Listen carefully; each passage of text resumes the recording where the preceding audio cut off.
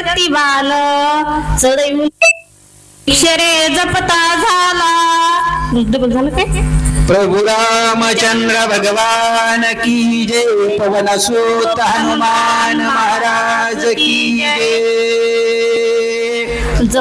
असो या ठिकाणी घोड असणार रामायणातील उत्तरकांडाचा असणारा हा प्रसंग आहे आणि या ठिकाणी विद्याचा प्रसंग आहे.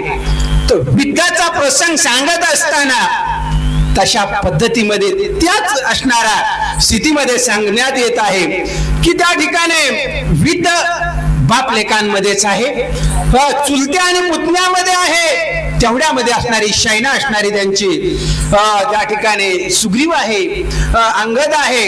अशा पद्धतीने त्या ठिकाणी विद्याला सुरुवात झालेली असताना त्या ठिकाणी बाण लावला कुशाने आणि त्या ठिकाणी त्या बाणानं काय घडलं ते ऐका म्हटले पुढं. महाधुरा घंट सुटला वानर पळत भरला म्हणजे रघुनाथ गोपला सहा झाला सकळांचा.